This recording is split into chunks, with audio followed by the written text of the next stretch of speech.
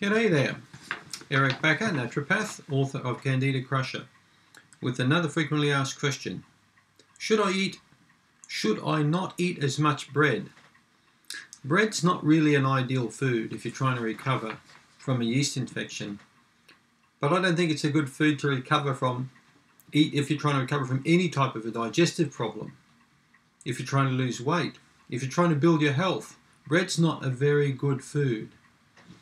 In saying that, I'm talking about commercial bread.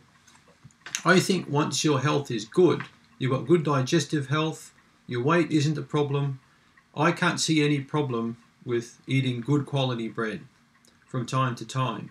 But in my experience, many people eat too much bread. They have bread for breakfast.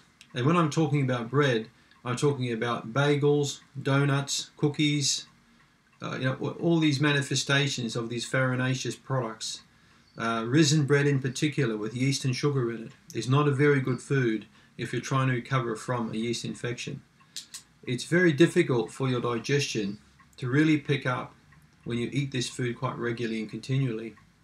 And a great way for you to lose weight is to cut bread out of your diet. Just stop eating bread. Get rid of the potatoes, get rid of the bread, get rid of the pasta. These are ideal ways for you to really build good health. So, can I eat bread again? Yes, you can eat bread again, but let's first get rid of that yeast infection.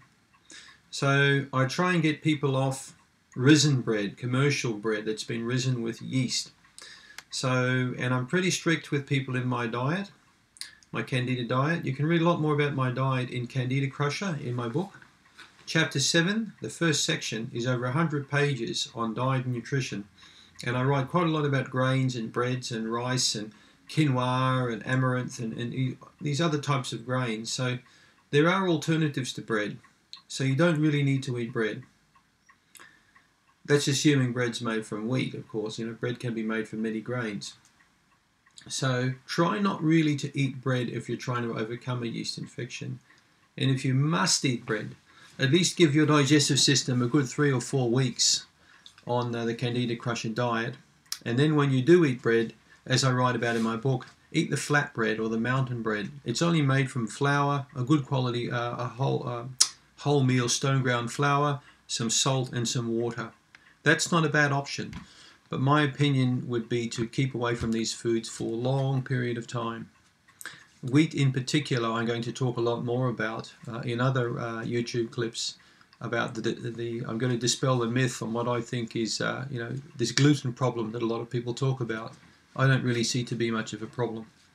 So I'll explain a lot more in other clips. So keep your eye out for other YouTube clips on gluten and yeast and irritable bowel.